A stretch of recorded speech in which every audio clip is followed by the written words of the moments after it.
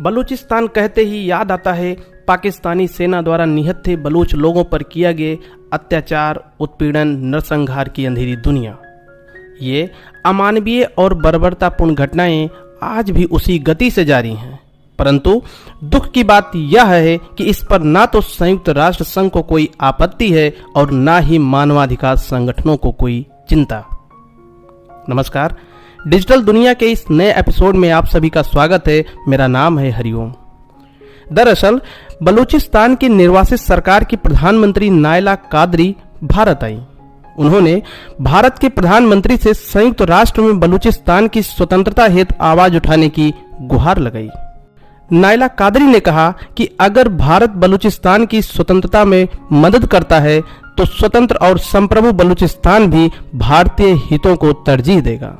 इसीलिए यह जानना बेहद जरूरी हो जाता है कि आखिर बलूचिस्तान क्या है, बलूचिस्तान में स्वतंत्रता की मांग क्यों हो रही है और बलूचिस्तान के नाम से पाकिस्तान क्यों घबराता है। सामान्यतः पाकिस्तान 4 प्रांतों में विभाजित है, जिसमें पंजाब, सिंध, खैबर पख्तूनख्वा जिसे उत्तर पश्चिम फ्रंटियर प्रोविंस भी कहा जाता है और बलूचिस्तान शामिल है। अगर क्षेत्रफल की दृष्टि से देखा जाए तो बलूचिस्तान पाकिस्तान का सबसे बड़ा प्रांत है, वहीं जनसंख्या के हिसाब से सबसे छोटा। इसकी अंतर्राष्ट्रीय सीमा पश्चिम में ईरान और अफगानिस्तान से, जबकि दक्षिण में अरब सागर से मिलती है। दरअसल भारत के विभाजन से पहले बलूचिस्तान में ब्रिटिश राज के तहत 4 रियासतें कलात, लसबेला, खारन और मकरान थीं।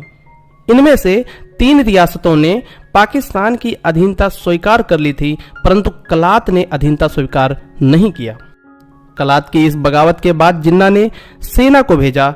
पाकिस्तानी सेना ने हमला करके मार्च 1948 को स्वायत्त कलात पर कब्जा कर लिया, जिसके बाद से लगातार खूनी क्रांति का दौर अभी जारी है। इसमें अब तक हजारों निर्दोषों की निर्मम हत्याएं हुई और लाखों लोग पलायन करने पर मजबूर हुए। पश्चिम में मानवाधिकारों के ठेकेदार पाकिस्तान के खिलाफ एक शब्द तक नहीं बोलते। ह्यूमन राइट वॉच और एमनेस्टी इंटरनेशनल जैसे संगठनों की निष्क्रियता वास्तव में व्यथित करती है, क्योंकि ये संगठन मानवाधिकारों में भी भेदभाव करते हैं। इनके लिए अफ्रीका महाद्वीप, दक्षिण एशिया और लैटिन अमेरिकी देशों में मानवीय मूल्य द्वितीय दर्जे वाले रहे हैं। इन संगठनों को ऐसे घड़ियाली आंसू बहाने से बाज आना चाहिए और मानवता की रक्षा हेतु एक समान नीति अपनाने पर जोर देना चाहिए। बलूचिस्तान प्रांत तेल, गैस, तांबा और सोना सहित प्राकृतिक संसाधनों से बेहद समृद्ध है। खनिज संपदा के इतने विशाल भंडार होने के बावजूद यह क्षेत्र पाकिस्तान के सबसे गरीब क्षेत्रों में आता है। इसकी अधिकांश आबादी दयनीय स्थितियों में रहती है, जहां उन्हें बिजली या स्वच्छ पानी तक की पहुंच नहीं है।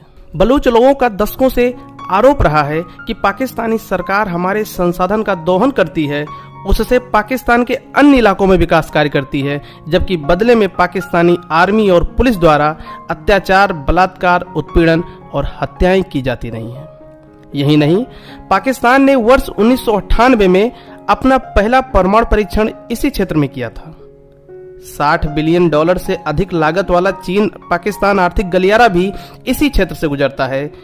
इसी बात से यह अंदाजा लगाया जा सकता है कि बलूचिस्तान की महत्ता पाकिस्तान के लिए कितना अधिक है। हालिया दौर की गतिविधि से बलूचिस्तान में पाकिस्तान सरकार के प्रति रोष बढ़ा है। ऐसे ही उत्पीड़न पूर्वी पाकिस्तान, जिसे आज बांग्लादेश के नाम से जाना जाता है, में भी हो रहा था। उर्दू भाषी लोग बांग्ला भाषी पर डोमिनेंस कर रहे थे, वो भी बंदूक की नोक के दम पर। इसका हश्र यह हुआ कि वर्ष 1971 में एक स्वतंत्र बांग्लादेश उभर कर आया। पाकिस्तान का अत्याचार जारी रहने, वैश्विक समुदाय द्वारा समर्थन करने से बलूचिस्तान भी दूसरा बांग्लादेश बन सकता है, अगर ये ज्यादती यहीं नहीं रुकती। ऐसे ही चर्चित मुद्दों को सविस्तार पूर्वक जानने के लिए हमसे जुड़े रहें। साथ ही अपना और अपनों का ख्याल रखें।